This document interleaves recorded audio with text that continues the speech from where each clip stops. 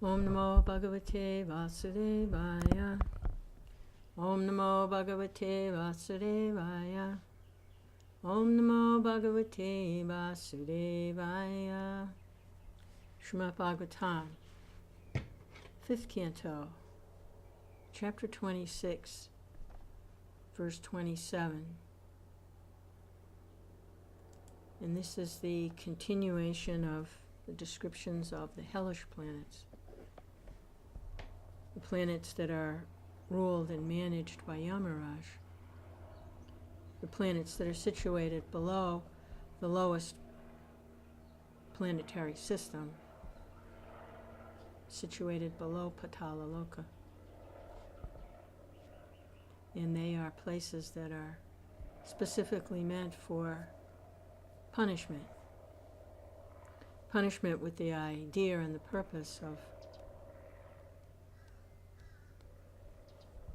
getting the living entities who transgress not only the spiritual mood of devotion to the love and devotion to the Lord, but even go to the point of transgressing the material laws, which are really insurmountable. So the idea is, Krishna's idea is, since the living entities are not responding devotionally and spiritually, and completely identifying with material nature, and they've still carried that mentality of rebelliousness even into relating to the material world, that they are managed by a system of reward and punishment. So those that have transgressed the material laws, they get a reaction. And these lower planets are for the worst transgressions. That hopefully the living entity will reach a point of, why am I suffering like this?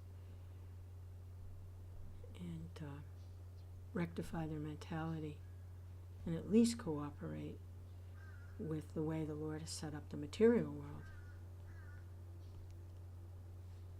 At least that much. That's a step in the right direction.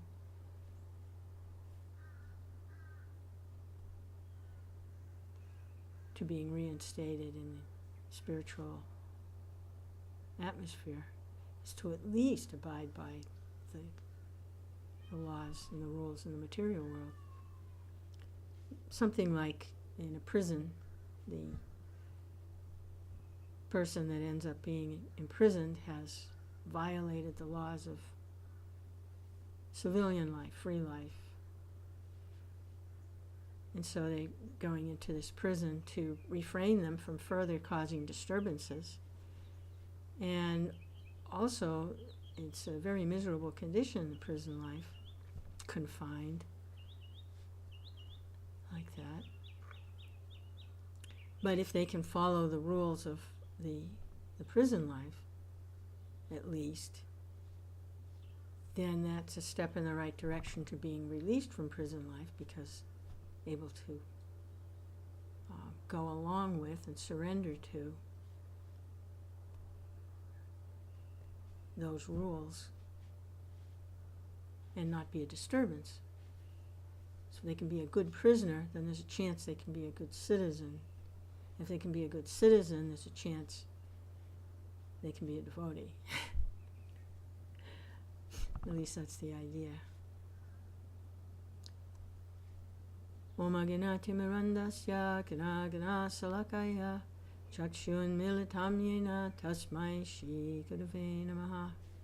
I was born in the darkness of ignorance, the darkest of ignorance. My spiritual master has opened my eyes with the torchlight of knowledge. I offer my most humble, respectful obeisances unto his lotus feet. A.C. Bhaktivedanta Swami Prabhupada, founder Acharya of the International Society for Krishna Consciousness. So this is text 27, and these descriptions are very graphic. In this world, some persons are professional plunderers who set fire to others' houses or administer poison to them, All members of the royalty or government officials sometimes plunder mercantile men by forcing them to pay income tax and by other methods. After death, such demons are put into the hell known as Saramayana. On that planet there are 720 dogs with teeth as strong as thunderbolts. Under the orders of the agents of Yamaraj, these dogs voraciously devour such sinful people. Yeah, so they're causing these disturbances to other living entities. And not only that, those that are in the royal order, who are meant to oversee the welfare of their subjects, when they turn to plundering their subjects, exacting taxes unnecessarily, and using other means to disturb those that have been put under their care and supervision, then they have to be punished for that, causing those disturbances, given a responsible position, misusing it. And there are others also who maintain themselves. This is how they maintain themselves, by stealing, setting others' houses on fire, or poisoning them. So these are big disturbances. These people have to get these reactions. Can't be allowed to continue like that. Prabhupada's commentary. In the 12th canto of Srimad Bhagavatam, it said that in this age of Kali, everyone will be extremely disturbed by three kinds of tribulations: scarcity of rain, famine, and heavy taxation by the government. Because human beings are becoming more and more sinful, there'll be a scarcity of rain, and naturally, no food grains will be produced.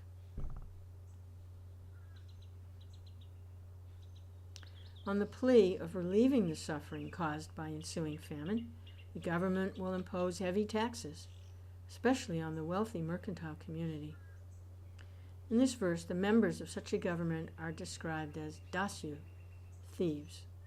Their main activity will be to plunder the wealth of the people.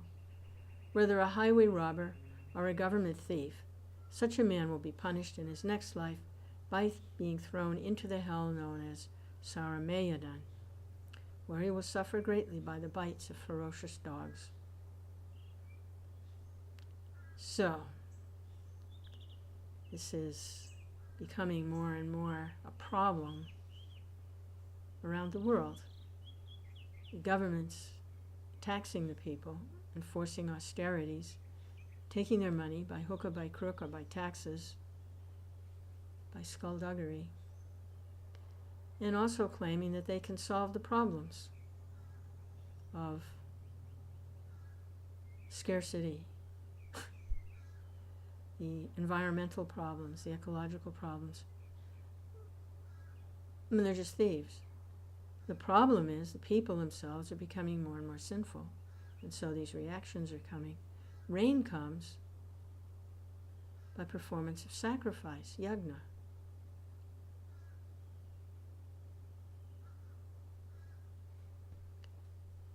Rain is controlled by a demigod, Indra, who is a servant of the Lord, and he oversees that there's sufficient rainfall.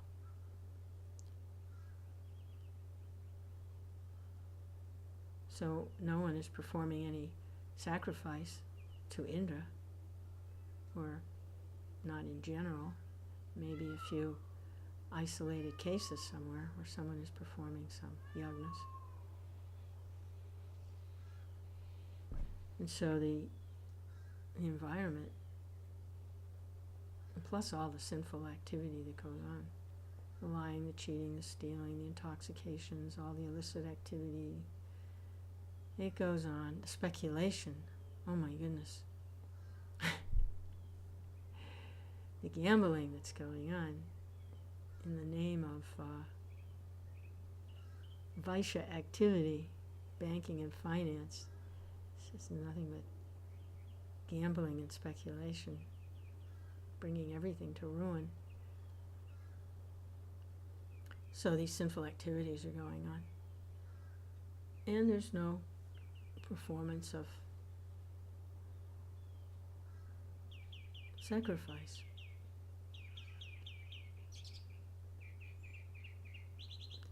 So Lord Chaitanya comes and says, even 5,000 years ago, Krishna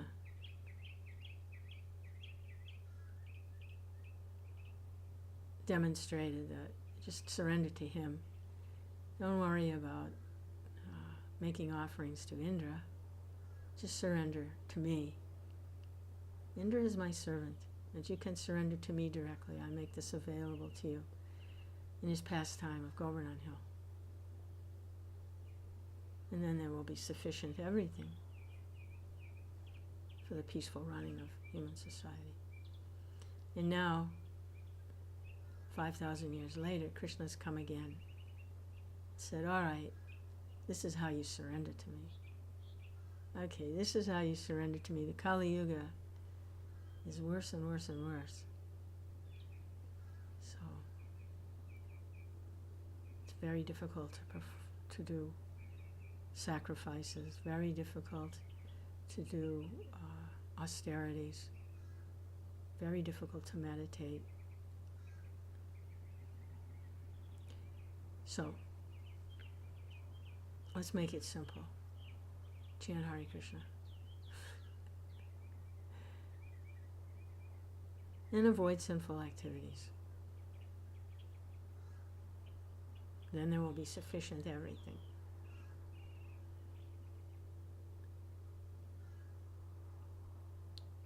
But we can see the modes are very, very active. The lower modes are extremely active, becoming more and more prominent. Passion and ignorance becoming more and more and more prominent as we go on, and escalating very quickly. And all these things that, when Srila Prabhupada wrote this purport, wrote this commentary, was in the 1970s. It was, 40 years ago.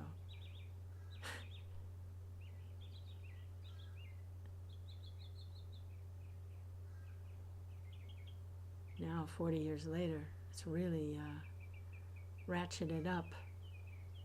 We can see that, yes, this is the case.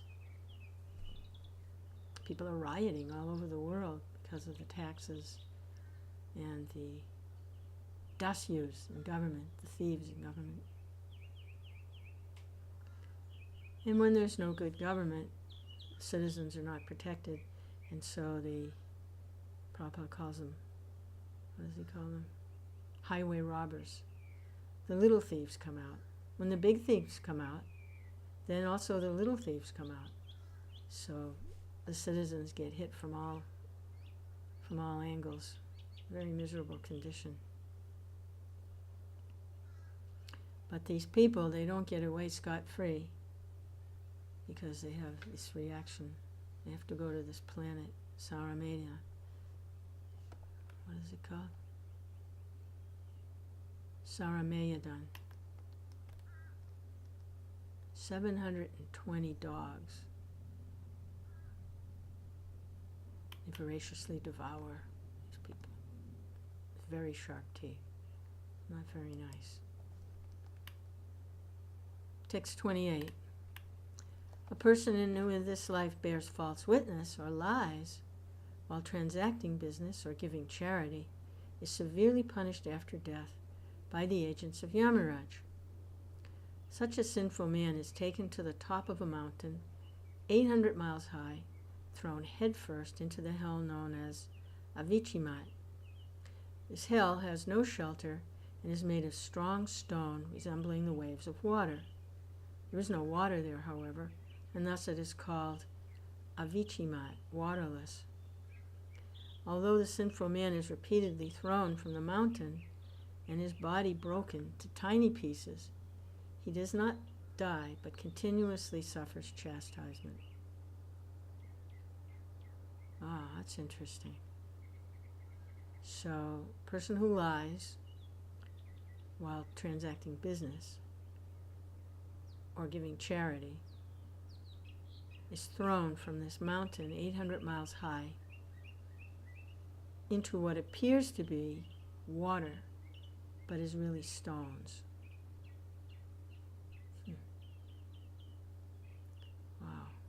his body is shattered into tiny pieces.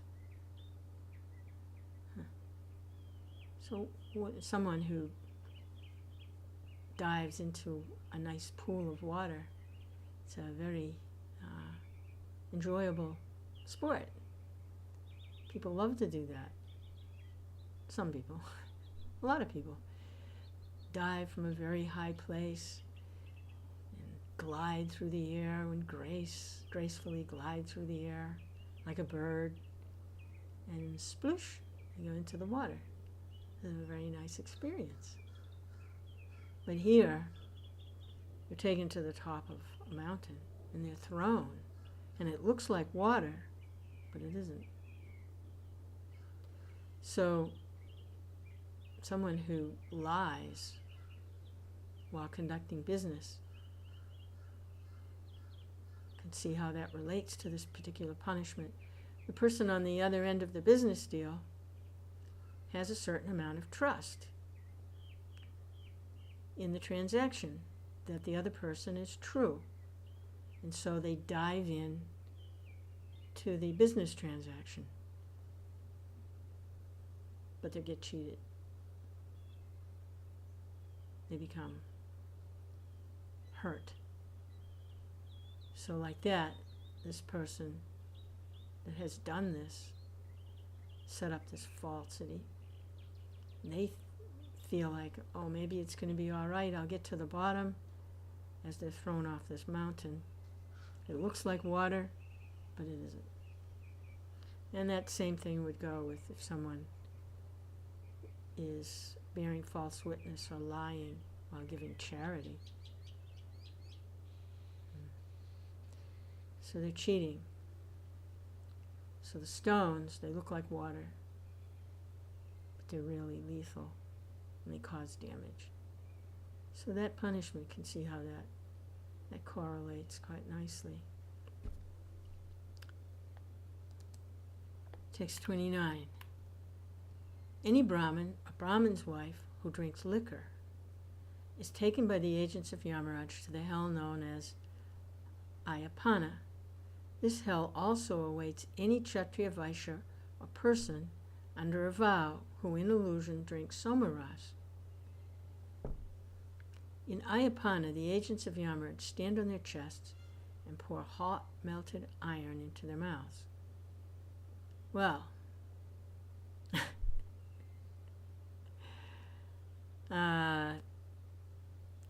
so that correlates pretty well. Drinking liquor,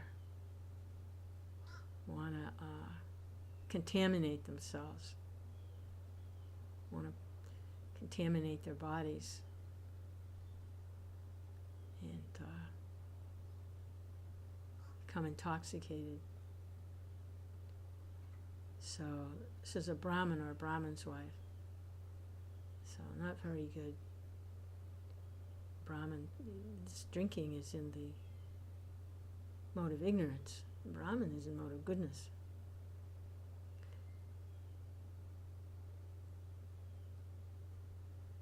And the other part of this verse, Kshatriya, Vaishya, or a person under a vow who drinks somaras, who in illusion drinks somaras. I'm not so familiar with somaras, but it's also an intoxicating beverage, and obviously it's off limits. So they pour hot melted iron into their mouths. Yummy. Hot melted iron.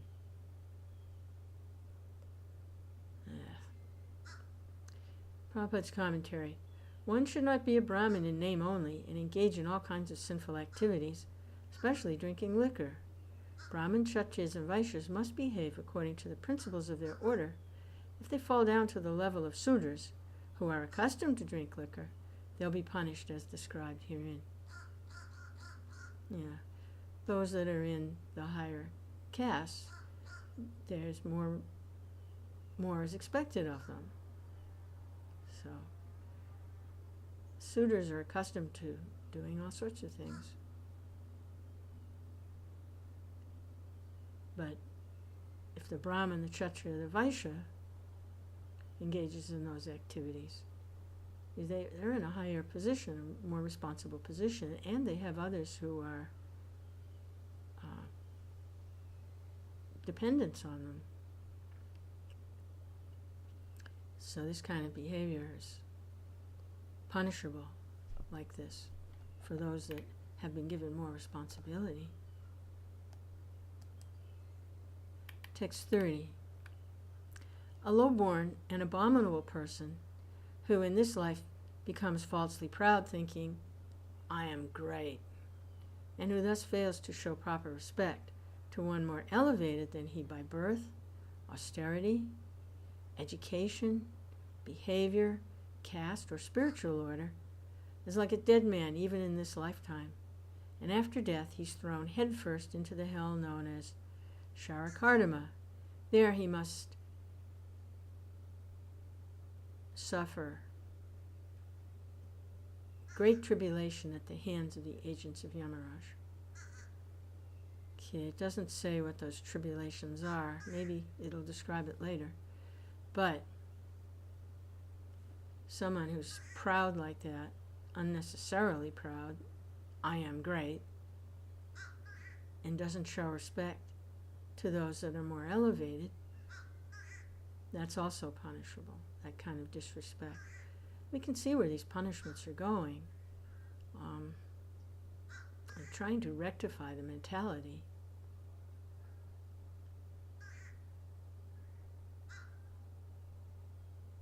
So that it doesn't become a disturbance to themselves or to others. Prabhupada's commentary. One should not become falsely proud. One must be respectful toward a person more elevated than he by birth, education, behavior, caste, or spiritual order. If one does not show respect to such highly elevated persons, but indulges in false pride, he receives punishment in Sharakardama. Yeah, people that are advanced, they're advanced by Krishna's arrangement. So, in one sense, everyone is great, because everyone is spirit, soul, part and parcel of the Lord. But that's not what's being talked about here. If someone thinks that they're great spiritually, and they are, that's actually glorifying Krishna. And someone who thinks like that, I'm great because I'm part of Krishna, they're not going to disrespect others who are in a higher position. They're not going to disrespect someone who's higher by birth, or has performed more austerity, or is more educated, or has better behavior, or is situated in a higher caste or spiritual order. They're going to respect that because those are Krishna's arrangements. So that's not what's being talked about here. It's the person who considers themselves great and everyone else less. Someone who is really great, they consider everyone else great and themselves less. They see everyone else as serving Krishna better than themselves. They don't even see how they're serving Krishna at all. They feel like they're not serving Krishna at all. So this is to help someone who's got the wrong angle of vision on this. It doesn't say what the tribulations are, but there is some sort of punishment going on there. It can be sure it is not a very happy situation. Text 31. There are men and women in this world who sacrifice human beings to Bhairava or Bhadrakali and then eat their victims' flesh. Those who perform such sacrifices are taken after death to the abode of Yamaraj, where their victims, having taken the form of Rakshasas, cut them to pieces with sharpened swords. Just as in this world the man-eaters drank their victims' blood, dancing and singing in jubilation, their victims now enjoy drinking the blood of the sacrificers and celebrating in the same way. Oh boy. I don't want to get caught in this kind of a cycle. Don't want to get caught in something like this. Wow. It raises the question that the victims are the perpetrators, and then the perpetrators are the victims, and then the victims are the perpetrators, and the perpetrators are the victims. Oh my goodness. If the victim then becomes the perpetrator, then their victim would then become a perpetrator by the indications of this verse. Certainly don't want to enter into that cycle. Horrible, horrible situation.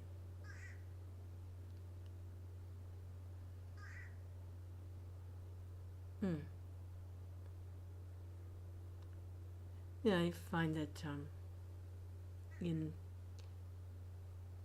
studying, the child abuse in the society as it goes on now, they trace it back to children that are abused, then become very often, unless there's some intervention, divine intervention, some change of heart, some miracle that takes place by the mercy of the Lord or the Lord's servant or representative, then some enlightenment, then the one that was abused then also becomes an abuser. It passes on like that. So we certainly don't want to end up in one of these cycles, like the cycle of birth and death.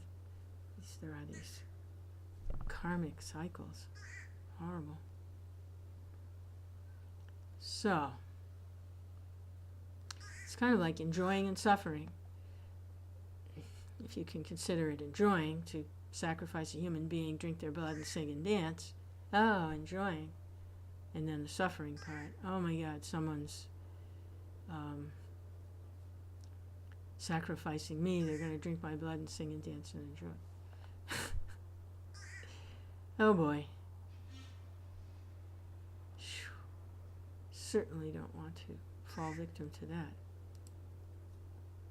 Text 32. But Prabhupada says that's going on. Bhagavatam says that is going on. What a lovely place this material world is. It's just lovely. I think I'll make my home here. Oh, Krishna. Text 32. In this life, some people give shelter to animals and birds that come to them for protection in the village or the forest, and after making them believe that they will be protected, such people pierce them with lances or threads and play with them like toys, giving them great pain. After death, such people are brought by the assistance of Yamaraj to the hell known as Sulaprota, where their bodies are pierced with sharp needle-like lances. They suffer from hunger and thirst. Sharp-beaked birds, such as vultures and herons, come at them from all sides to tear at their bodies. Tortured and suffering, they can then remember the sinful activities they committed in the past. Okay, so there's the purpose of this, is that they can then remember the sinful activities they committed in the past. Say, oh, that's why I'm suffering like this. I did that to someone else. I get it. And then there's a chance that they won't do that again. And in this way, not be a disturbance to other living entities, and begin to respect that there is divine justice. There is something higher than themselves that they have to obey. If only out of fear, at least it's a start.